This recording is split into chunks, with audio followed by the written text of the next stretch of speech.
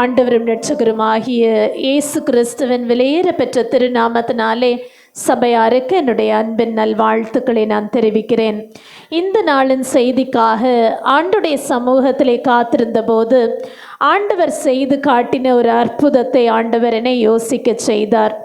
ஆண்டவராகிய இயேசு தன்னுடைய சீஷர்களோடு கூட சேர்ந்து உபதேசத்தில் ஈடுபட்டிருந்த போது ஒரு மனுஷன் வந்து ஆண்டவரை பார்த்து சொல்லுகிறார், ஆண்டவரே, என்னுடைய மகன் சந்திர ரோகியாய் பல நாட்களாய் வேதனைப்படுகிறான்.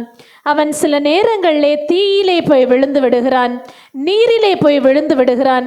இதற்கு முன் ஒரு முறை நான் சீஷர்களிடத்திலே கூட்டிக் கொண்டு வந்தேன், ஆனால் அவர்களால் இவனை சுகப்படுத்த முடியாமல் போய்விட்டது.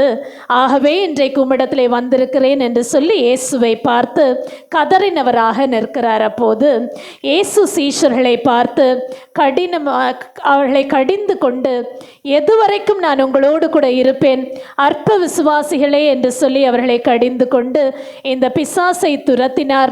அந்த சந்திர ரோகியான அந்த இளைஞன் சுகத்தோடு கூட திரும்ப சென்றான். அப்பொழுது சீஷர்கள் இயேசுவிடத்திலே வந்து, ஆண்டவரே, ஏன் எங்களால் இந்த பிசாசை துரத்த முடியாமல் போய்விட்டது என்று கேட்டபோது ஆண்டவராகிய இயேசு சொன்னார், ஒரு விதமான பிசாசு ஜெபத்தினாலும் உபவாசத்தினாலுமே அல்லாமல் வேற எவ்விதத்தினாலும் போகாது.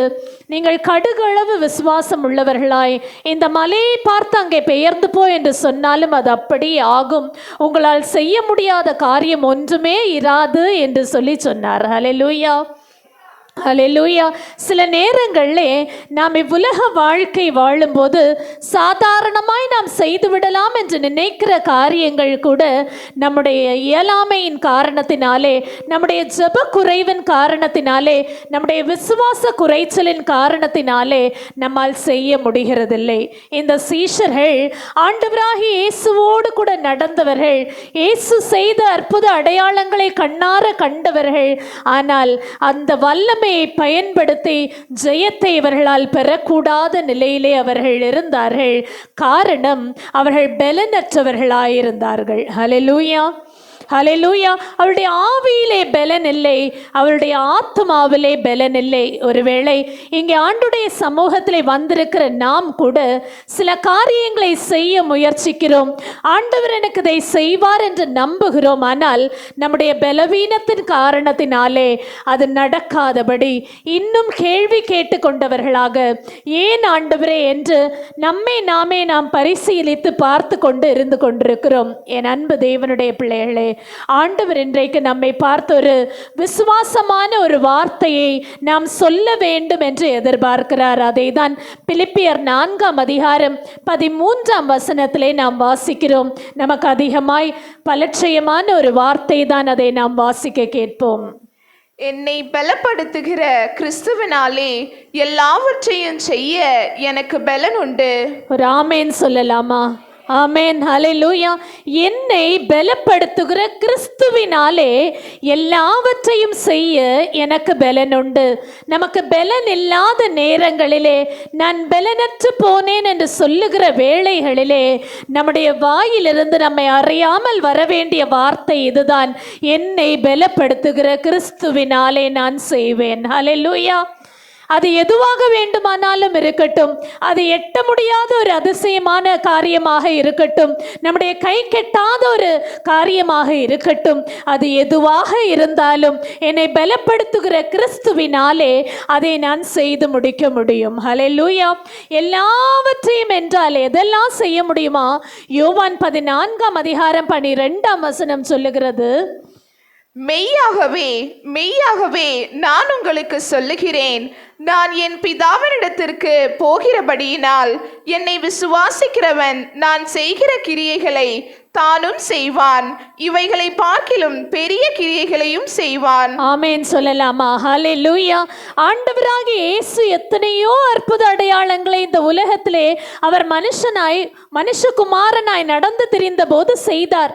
அவைகள் எல்லாவற்றையும் பார்த்து கொண்டிருந்த சீஷர்களிடத்திலே தான் ஆண்டவர் சொல்லுகிறார், என்னை ஒருவன் விசுவாசிக்க கூடுமானால் நீங்கள் பார்த்தபடி இத்தனை செயல்களையும் உங்களாலும் செய்ய முடியும்.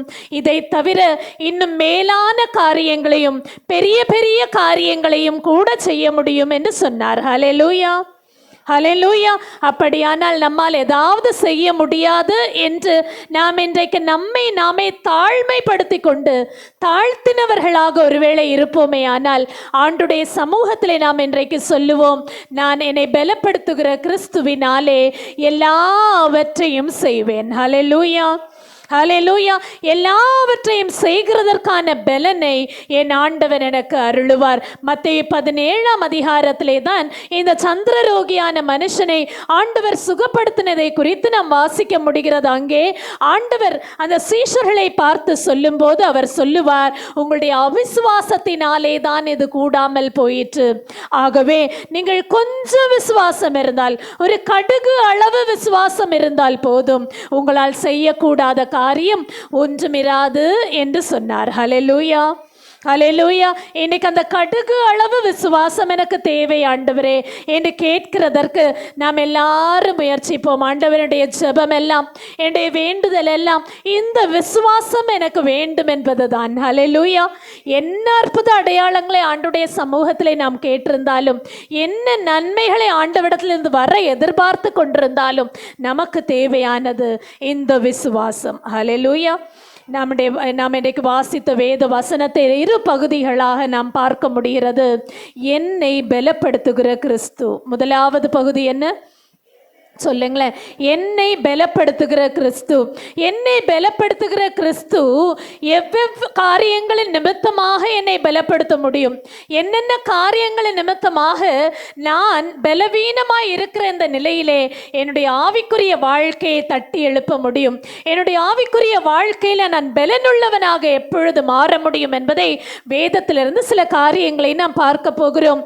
கொரிந்து சபையை குறித்து ஆண்டவர் பேசும்போது 1 கொரிந்தியர் 1ஆம் அதிகாரம் 5, 7 ஆகிய வசனங்களிலே சொல்லுவார், நீங்கள் பூரண உபதேசக்காரர்கள். ஹல்லேலூயா, ஹல்லேலூயா. ஆண்டவரே அவர்களை குறித்து சொன்ன சாட்சி அது. நீங்கள் பூரண உபதேசக்காரர்கள், எல்லா அறிவிலும் சம்பூரணமானவர்கள். 7ஆம் வசனத்தில் உங்களுக்கு எல்லா வரங்களும் மிகுதியாக உண்டு. அது மாத்திரமல்ல, நீங்கள் எப்போதும் ஆண்டுடைய வருகைக்காக காத்திருக்கிற பிள்ளைகள். அப்படின்னா இவங்களிடத்துல ஏதாவது குறை இருக்கா? சொல்லுங்களேன். இவங்களிடத்துல எந்த குறையுமே இல்லை. ஆனால் ஆண்டவர் பிற்பாடு உள்ள வசனங்களிலே 3ஆம் அதிகாரத்திலே சொல்லும்போது அவர்களுடைய குறை என்ன என்பதை 3ஆம் அதிகாரம் முதல் 3 வசனங்களிலே அடிக்கோடிட்டு காட்டுகிறதை நாம் வாசிக்க முடியும்.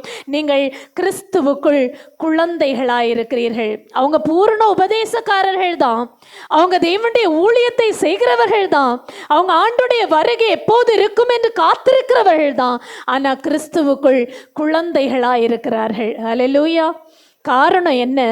அவங்க மாம்சத்திலே பலவீனம் உள்ளவர்கள். ஹல்லேலூயா.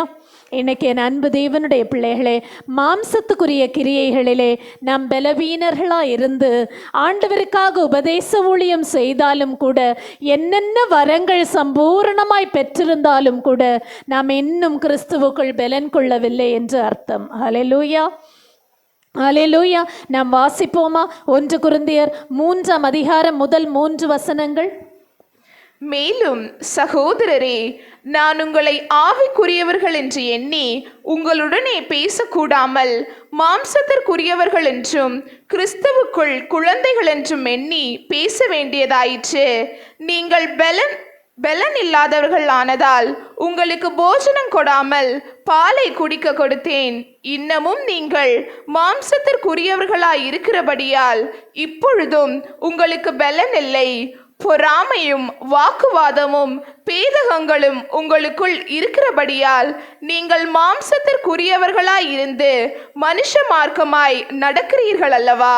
இன்றைக்கு நம்முடைய ஆவிக்குரிய வாழ்க்கையை தட்டி எழுப்புகிற வார்த்தைகளாக இந்த கொரிந்து சபைக்கு சொன்னது போல இந்த சீயோன் சபைக்கும் ஆண்டவர் சொல்ல விரும்புகிறார். கிறிஸ்துவுக்குள் குழந்தைகளாய் இருக்கிற நாம் மாம்சத்துக்குரிய சிந்தையை அகற்றினவர்களாக, ஆண்டவரே என்னுடைய மாம்சத்திலே நான் பலவீனனாய் இருக்கிறேன், ஆண்டவரே என்னை நீங்க பலப்படுத்துங்க ஆண்டவரே. ஹல்லேலூயா, ஹல்லேலூயா. அப்படியானா என்னென்ன காரியங்களினாலே நாம் பலனடைய முடியுமாம்?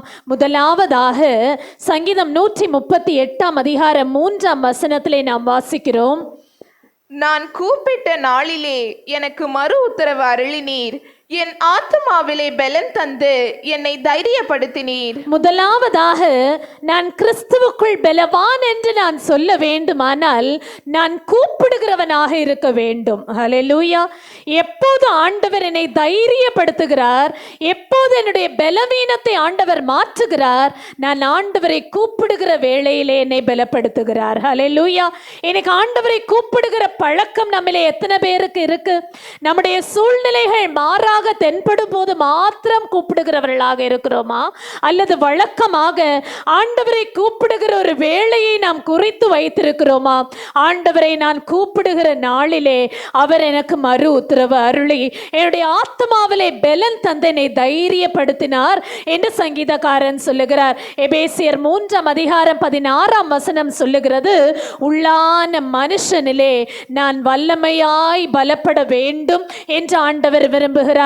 நாம் வெளிப்புறமாக பார்க்கும் போது ஒருவேளை பலன் உள்ளவர்களாக தெரியலாம், ஆனால் நம்முடைய உள்ளான மனுஷனிலே நம் பலவீனம் உள்ளவர்களாக இருக்கிறோம். ஆனால் இன்னைக்கு ஆண்டவரே, கிறிஸ்துவுக்குள் நான் பலப்படுகிறதற்கு நான் ஜெபத்திலே தரித்திருக்கிறவனாக, உம்மை கூப்பிடுகிறவனாக, அன்றாட உம்மை நோக்கி கூப்பிடுகிற பிள்ளையாய் மாற என்னை நான் ஒப்பு கொடுக்கிறேன். ஆண்டவரே, என்னை நீங்கள் சொல்லுகிறதற்கு இன்றைக்கு ஆயத்தம் தானா? பரிசுத்தவானாகிய பேதுரு சொன்னார் ஆண்டவரை பார்த்து, ஆண்டவரே, யாருமை விட்டு போனாலும் சரி, நானுமை விட்டு என்றும் விலகி போகிறதே இல்லை, நானுமை விட்டு பின்வாங்கி போகிறதே இல்லை என்று ஆணித்தரமாய் வார்த்தையினாலே சத்தியமாய் சொன்னவர் ஆண்டவர் அந்த வார்த்தையிலே நிற்க கூடாமல் போய்விட்டது. காரணம் என்ன? அவருடைய பலவீனம் ஆத்துமாவிலே, உள்ளான மனுஷனிலே அவர் பலவீனமாய் இருந்தார். ஹல்லேலூயா. ஹல்லேலூயா. ஆண்டவருக்காக நான் நிற்பேன் என்று நம்ம வாய் ஒவ்வொரு நாளும் சொல்லுகிறோம். ஆனால் இந்த பேதுருவை போல நம் பலவீனம் உள்ளவர்களாக காணப்படுகிறோம். ஆனால் இன்னைக்கு ஆண்டவரை நான் உம்மை கூப்பிடுகிறதற்கு இந்த ஜெபத்தினாலே எனக்கு பலன் உண்டாக நீங்க கிருபை செய்யுங்கப்பா என்று நாம சொல்லுவோம். ரோமர் 8:26 இப்படியாக சொல்லுகிறது, அப்பொழுது ஆண்டவரை நாம் கூப்பிடுகிற போது நம்முடைய பலவீனங்களிலே ஆண்டவரும் சேர்ந்து நமக்காக விண்ணப்பம் செய்வாரா? அல்லேலூயா. வாசிப்போமா ரோமர் 8:26. அந்தபடியே ஆவியானவரும் நமது பலவீனங்களில் நமக்கு உதவி செய்கிறார். நாம் ஏற்றபடி வேண்டிக் கொள்ள வேண்டியது இன்னதென்று அறியாமல் இருக்கிறபடியால் ஆவியானவர் தாமே வாக்கு கடங்காத பெருமூச்சுகளோடு நமக்காக வேண்டுதல் செய்கிறார். சில நேரங்களில் நாம் சோர்ந்து போய் போதும் ஆண்டவரே என்ற எலியா தீர்க்கதரிசியை போல நாம் விழுந்து கிடக்கிற நிலை வரும்போது ஆவியானவர் தாமே நம்முடைய பலவீனங்களுக்காக நமக்காய் வேண்டுதல் செய்கிறாரா? ஹல்லேலூயா. ஹல்லேலூயா.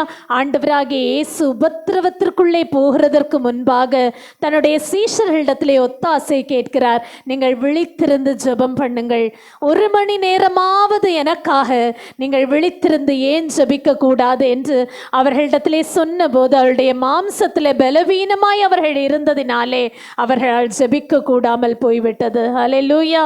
ஹல்லேலூயா. காரியத்தின் அவசரத்தை அவர்கள் புரிந்து கொள்ளாமல் போய்விட்டார்கள். ஆண்டவரை விட்டு ஓடி போகிறவர்களாய் காணப்பட்டார்கள். இன்றைக்கு சூழ்நிலை மாறாக தெரியும் போது, நமக்கு விரோதமாக சூழ்நிலைகள் மாறும்போது இயேசுவை விட்டு நாம் ஓடி போகிறவர்களாக இருக்கிறோமா, அல்லது ஆண்டவருக்காக முழங்காலிலே நின்று கதறுகிறவர்களாக இருக்கிறோமா? இன்னைக்கு ஆண்டவரிடத்திலே நாம் நம்மை ஒப்பு கொடுக்கிறதற்கு ஆயத்தம் தான். ஆண்டவர் இன்னைக்கு நாம் ஒவ்வொருவரையும் பார்த்து சொல்லுகிறார், சோதனைக்கு உட்படாதபடிக்கு விழித்திருந்து ஜெபம் பண்ணுங்கள். ஹல்லேலூயா.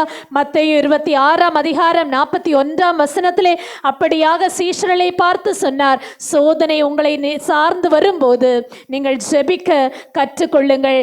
அதுதான் உங்களுடைய ஆத்மாவிலே உங்களை உற்சாகப்படுத்தும், ஆவியிலே உங்களை உற்சாகப்படுத்தும். ஆண்டவரே, நான் என்னை ஒப்பு கொடுக்கிறேன் என்று ஒப்பு கொடுங்கள். ஹல்லேலூயா.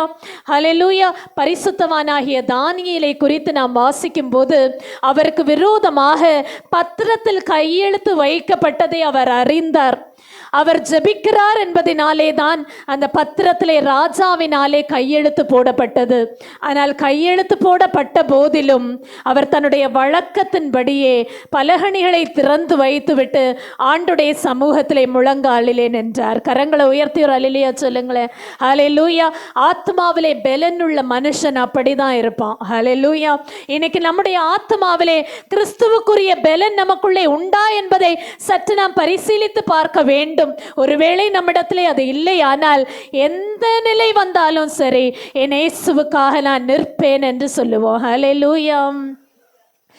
எந்த சூழ்நிலையும் அவர் அன்பினின்று என்னை பிரிக்காது காத்து கொள்வார். எந்த சூழ்நிலையும் அவர் அன்பினின்று என்னை பிரிக்காது காத்து கொள்வார். என்னை நம்பியவர் அந்த பொறுப்பதனை அவர் வரும் வரை காத்து கொள்வேன். என்னை நம்பியவர் அந்த பொறுப்பதனை அவர் வரும் வரை காத்து கொள்வேன். ஆனந்தமே பரமானந்தமே இது மாபெரும் பாக்கியமே. ஆனந்தமே பரமானந்தமே இது மாபெரும் பாக்கியமே.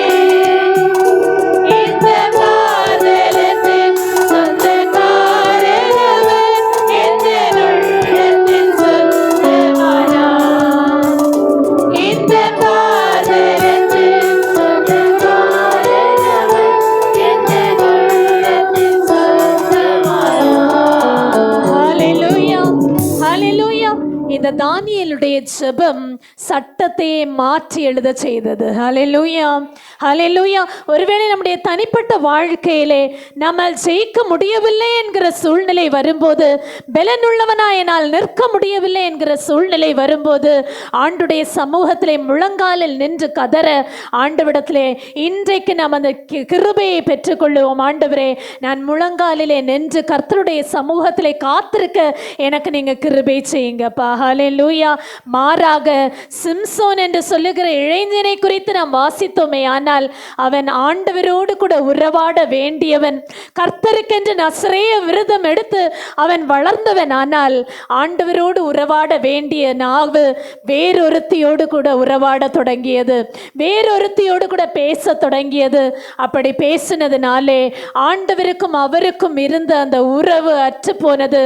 கர்த்தர் அவரை விட்டு விலகினதை அவர் அறியாதிருந்தார் என்று வேதம் சொல்லுகிறது. ஹல்லேலூயா. ஹல்லேலூயா. இன்னைக்கு நாம் பலவீனர்களாய் போய் விடுகிறதற்கு என்ன காரணம்? மாம்சத்துக்குரிய சிந்தை நம்மை ஆளுகை செய்து கொண்டிருக்கிறதே. ஆனால் ஆண்டவரே, என்னை நான் பரிபூரணமாய் மாறுதலுக்கு ஒப்பு கொடுக்கிறேன் ஆண்டவரே என்று ஒப்பு கொடுங்க. நியாயாதிபதிகள் 16ஆம் அதிகாரம் 20ஆம் வசனம் சொல்லுகிறது, பரிதாபமான இந்த சிம்சோனை விட்டு கர்த்தர் விலகினார் என்பதை அவன் அறியாதிருந்தான். நாம் வாசிப்போமா? அப்பொழுது அவள், சிம்சோனே, பெலிஸ்தர் உன்மேல் வந்து விட்டார்கள் என்றாள். அவன் நித்திரை விட்டு விழித்து கர்த்தர் தன்னை விட்டு விலகினதை அறியாமல் எப்போதும் போல உதறி போட்டு வெளியே போவேன் என்றான். ஹல்லேலூயா. ஆண்டவர் ஒரு முறை சந்தர்ப்பம் கொடுக்கிறார், ரெண்டாவது முறையும் சந்தர்ப்பம் கொடுக்கிறார். மறுபடியும் நாம் தவறுகள் செய்யும் போதெல்லாம் ஆண்டவர் காப்பாற்றுகிறார்.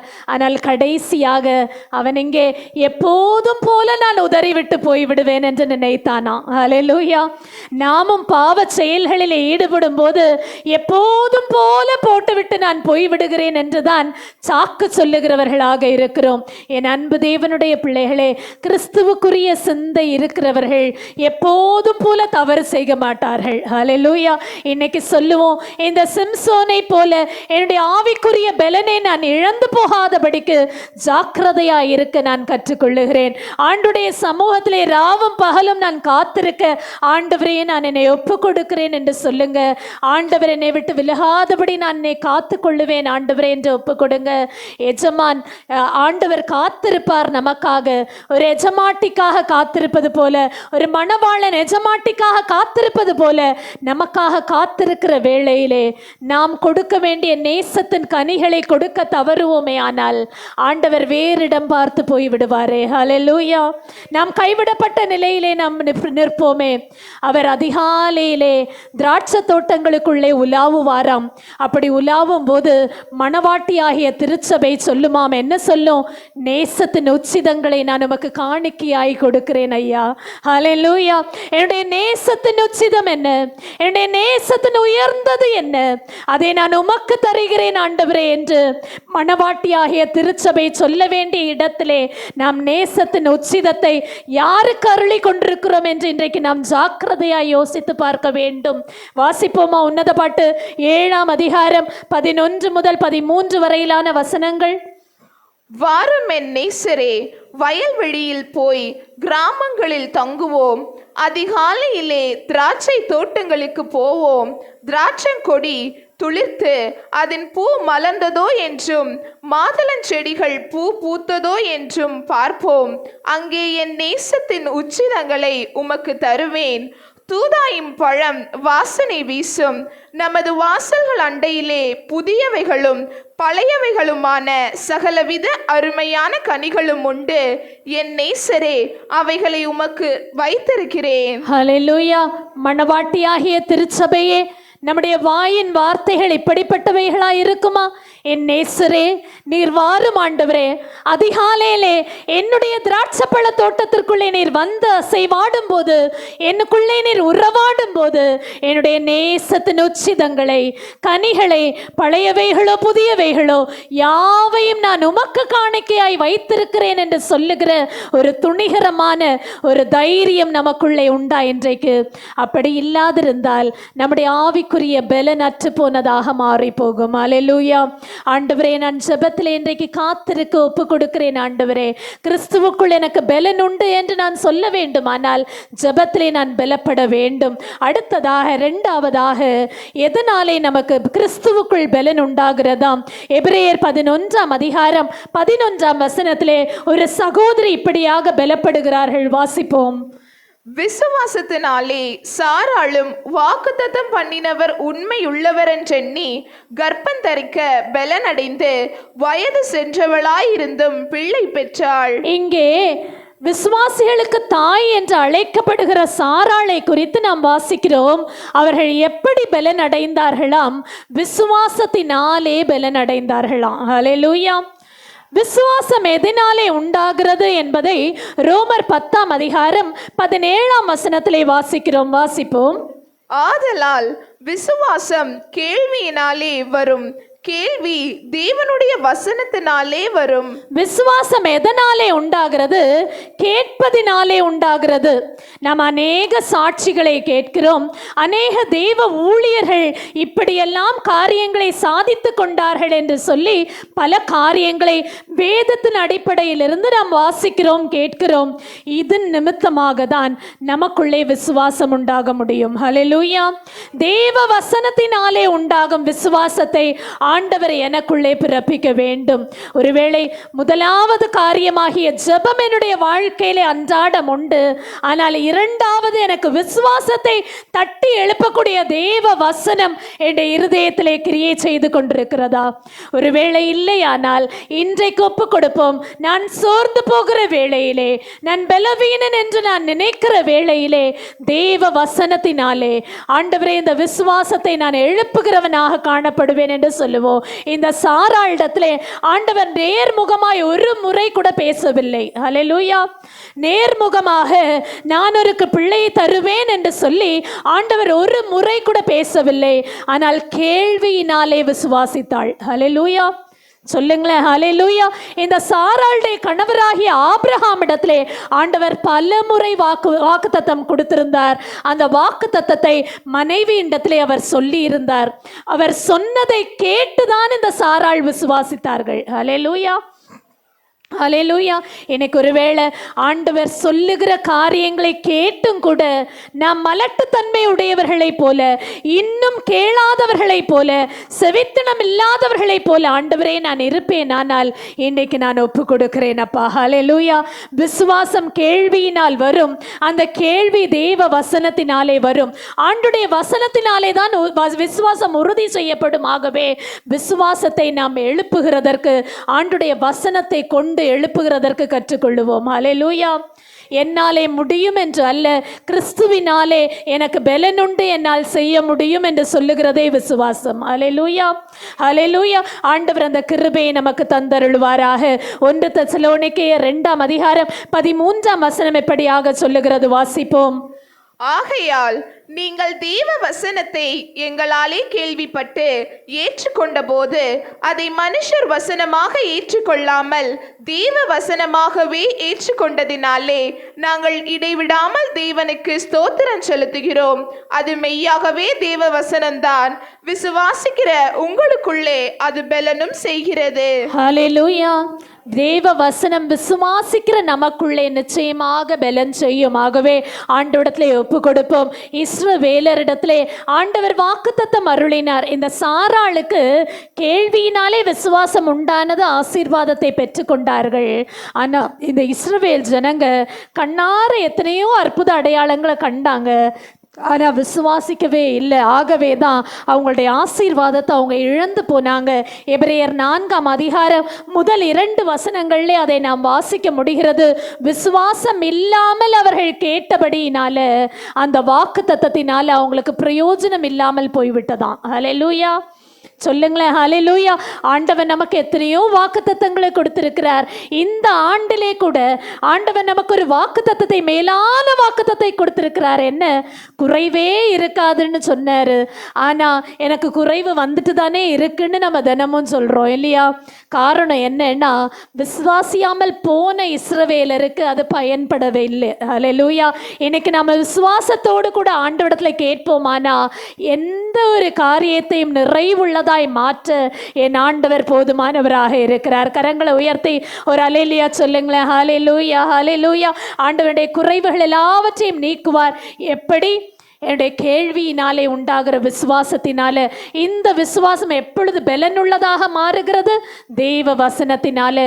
ஒருவேளை நான் ஜெபிக்கிற பழக்கம் இல்லாதவனா இருப்பேன், ஆனால் வேதத்தை வைத்து நான் ஆராய்ந்து தியானித்து அதை பேசுகிறவனா இல்லாதிருப்பேன், ஆனால் நிச்சயமாக கிறிஸ்துவுக்குள் எனக்கு பலன் உண்டாகாது. ஹல்லேலூயா. எனக்கு நீங்க கிருபை செய்யுங்கப்பா, அதற்கென்று நான் நேரத்தை ஒதுக்க எனக்கு உதவி செய்யுங்க என்று ஆண்டவரிடத்திலே நாம் நம்மை ஒப்பு கொடுப்போம். கடைசியாக அப்போஸ்தலர் 1ஆம் அதிகாரம் 8ஆம் வசனம், எதனாலே கிறிஸ்துவுக்குள் நமக்கு பலன் உண்டாகிறதாம், வாசிப்போம். பரிசுத்த ஆவி உங்களிடத்தில் வரும்போது நீங்கள் பலன் அடைந்து எருசலேமிலும் யூதேயா முழுவதிலும் சமாரியாவிலும் பூமியின் கடைசி பரியந்தமும் எனக்கு சாட்சிகளாய் இருப்பீர்கள். பரிசுத்த ஆவி உங்களிடத்தில் வரும்போது பலன் உண்டாகும். ஹல்லேலூயா. பரிசுத்த ஆவியை நம்ம சுதந்திரித்திருக்கிறோமா? யோசித்து பாருங்க. ஆண்டவர் சீஷர்களிடத்துல சொன்னார் இந்த வார்த்தையை. சொன்னபோது இவங்க போய் காத்திருந்தாங்க. ஒரு மேல் வீட்டு அறையை தெரிந்து கொண்டு அதிலே காத்திருந்தார்கள். ஆண்டவரே எங்களை ஆவியினாலே நிரப்பும், ஆண்டவரே எங்களை அபிஷேகத்தினாலே நிரப்பும் என்று சொல்லி கர்த்தருக்காக காத்திருந்தார்கள். தேவனுடைய ஆவியை பெற்றுக்கொண்டார்கள். அதுவரை பலவீனமாய் இருந்த பேதுரு அன்று முதல் பலன் அடைந்தார். அதுவரை பலவீனமாய் இருந்த மற்ற சீஷர்கள், என்னுடைய சொந்த தொழிலுக்கே போய்விடுவேன் என்று நினைத்த சீஷர்கள், ஆண்டவர் அளித்த அந்த ஊழியத்தை நிறைவேற்ற வேண்டும் என்று பலனுள்ளவர்களாய் மாறினார்கள். கரங்களை உயர்த்தி ஒரு அல்லேலூயா சொல்லுங்களேன். ஹல்லேலூயா. இன்னைக்கு பலவீனமாய் இருக்கிற நாம் எப்பொழுது பலன் கொள்ள முடியும்? பரிசுத்த ஆவி எனக்குள்ளே அபிஷேகமாய் இறங்கும் போது பலன் கொள்ள முடியும். ஹல்லேலூயா. அதற்கு தேவை கர்த்தருக்காக நாம் காத்திருக்க வேண்டும். உடனேயே நடந்துடணும், எல்லாமே உடனே தந்துடணும் ஆண்டவர் என்று அல்ல. காத்திருக்கும் போது கிறிஸ்துவுக்குள் நமக்கு பலன் உண்டாகிறது. அது உன்னதத்திலிருந்து வருகிற பலனாக இருக்கும் என்று லூக்கா சுவிசேஷம் 24ஆம் அதிகாரம் 49ஆம் வசனம் சொல்லுகிறது. ஏசாயா 40:31 சொல்லுகிறது, கர்த்தருக்கு காத்திருக்கிறவர்களோ புது பலன் அடைந்து கழுகுகளை போல சட்டைகளை அடித்து எழும்புவார்களாம். இன்னைக்கு ஒருவேளை நம்ம விழுந்து கிடக்கிற நிலையில இருக்கலாம், பரிசுத்த ஆவி நமக்குள்ள கிரியை செய்யாமல் இருக்கலாம். ஆனா புது பலன் எப்போது உண்டாகும்? கழுகுகளை போல நம்ம எப்பொழுது எழும்ப முடியும்? கர்த்தருக்காக காத்திருக்கிற அந்த நேரத்திலே புது பலனால் ஆண்டவர் நம்மை நிரப்ப முடியும். ஹல்லேலூயா. காத்திருக்க முடியுமா நம்மால? அந்த காத்திருக்கிற காலம் கொடியதாக இருந்தாலும் அந்த காலத்துக்குள்ள பல யோசனைகள் செய்யாதிருங்கள். இதை செய்து விடலாமா, அதை செய்து விடலாமா, நமக்கு அறிவுக்கு எட்டினபடி இந்த காரியத்தில் எனக்கு ஜெயம் கிடைத்து விடுமா என்று பல காரியங்களை ஆலோசிக்க வேண்டாம். கர்த்தருக்காக பொறுமையுடன் காத்திருங்கள். பரிசுத்த ஆவி உங்களை நிரப்பும் போது பலனடைவீர்கள். ஹல்லேலூயா, ஹல்லேலூயா. பலனில்லாத நேரங்களில் உதவிடும் துணையாளரே, பலனில்லாத நேரங்களில் உதவிடும் துணையாளரே, சொல்லுண்ணா பெருமூச்சோடு ஜெபித்திட வாருமையா.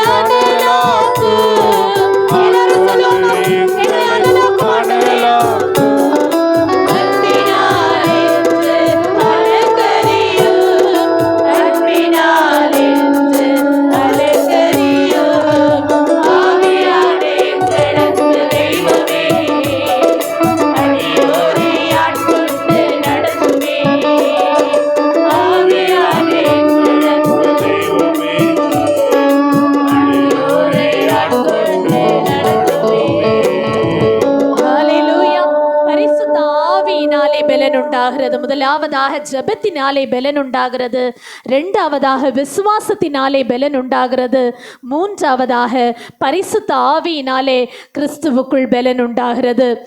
என்னை பலப்படுத்துகிற கிறிஸ்துவினாலே, மீதியை சொல்லுங்களேன், எல்லாவற்றையும் செய்ய எனக்கு பலன் உண்டு. ஒரு வாட்டி கூட சொல்லிடலாமா? என்னை பலப்படுத்துகிற கிறிஸ்துவினாலே எல்லாவற்றையும் செய்ய எனக்கு பலன் உண்டு. எல்லாவற்றையும் செய்யணுமானா ஒரு மனுஷனை போல நம்ம வேற ஆவி உடையவனாக இருக்கணுமா? வேற ஆவி உடையவன் என்று வேதத்தில் ஒரே ஒரு மனுஷனை குறித்து தான் சொல்லப்பட்டிருக்கு. அந்த மனுஷனுடைய பேர் காலேப். இந்த காலேப் என்ன சொன்னாரா?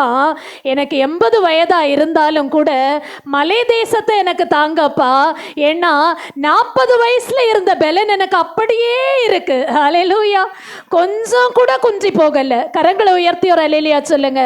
ஆகவே தான் அவர் வேற ஆவி உடையவர் என்று ஆண்டவரால் சர்டிஃபை பண்ணப்பட்டார். ஆண்டவரே சான்றளித்தார், இவர் வேற ஆவி உடையவர் என்று. இந்த காலேப் வேற ஆவி உடையவர் என்று சொல்லப்பட்டதற்கான காரணம் என்ன? கூட இருக்கிற 10 பேர் ராங்கா இன்ஃபர்மேஷன், உண்மையான இன்ஃபர்மேஷனை தான் சொல்றாங்க, ஆனா நெகட்டிவ் பேசுறாங்க. ஹல்லேலூயா சொல்லுங்களேன். என்ன பேசுறாங்க? இது நம்மளால முடியாது. என்ன சொல்றாங்க? இது நம்மளால முடியாது, இது ரொம்ப பெரிய விஷயம், இந்த பெரிய விஷயத்தெல்லாம் சாத்தியமாக்கி கொள்ள நமக்கு பலன் கிடையாதுன்னு சொன்னாங்க. ஆனா இந்த வேற ஆவியுடைய காலேப் என்ன சொன்னாரு? இதை எளிதாய் ஜெயித்து விடலாம் என்று சொன்னார். ஹல்லேலூயா. யாரால ஒரு காரியம் டஃப்பாக இருக்கும்போது, கஷ்டமாக இருக்கும்போது எளிதாய் ஜெயித்து விடலாம் என்று ஹேண்டில் பண்ண முடியுதோ அவங்க எல்லாரும் காலேப்பை போல எல்லாவற்றையும் செய்ய பலன் பெற்றவர்கள். கரங்களை உயர்த்தி ஒரு ஹல்லேலூயா சொல்லுங்க. ஹல்லேலூயா. என் கிறிஸ்துவினாலே எல்லாவற்றையும் செய்ய எனக்கு பலன் உண்டு. ஹல்லேலூயா. இந்த காலேப்பை குறித்து என்னாகும் 13ஆம் அதிகாரம் 31ஆம் வசனம் 20ஆம் வசனத்திலே நாம் வாசிக்கிறோம். என்னாகும் 14:24 வேறே ஆவி உடையவர் என்று சொல்லப்பட்டார், உத்தமமாய் பின்பற்றி வந்தவர் என்று சொல்லப்பட்டார். அப்படிப்பட்ட ஒரு மனுஷனாய் என் ஆண்டவர் என்னையும் மாற்றட்டும். ஹல்லேலூயா. சொல்லுங்களேன். ஹalleluya. மாற்றி யோசிக்கிற ஒரு டெக்னிக்கை ஆண்டவர் நமக்கு தரட்டும். சொல்லுங்களேன். ஹalleluya. மாற்றி யோசிக்கிறது. எல்லாரும் கண்ணுக்கு என்ன தெரியுதோ அதை நிஜமா பேசுறாங்க. ஆனா என்னுடைய கண்ணுக்கு தெரியாத காணக்கூடாதவைகளை நான் பேசுகிறேன். ஆகவே நான் வேற ஆவியுடையவன். கரங்களை உயர்த்தி ஒரு அல்லேலூயா சொல்லுங்க. எல்லாவற்றையும் கிறிஸ்துவினாலே நான் செய்து முடிப்பேன். சொல்லுவோமா? எல்லாவற்றையும் கிறிஸ்துவின் நிமித்தமாய் நான் செய்து முடிப்பேன். என் ஆண்டவர் என்னோடு கூட இருக்கிறார். இது அசாத்தியமான காரியம் அல்ல.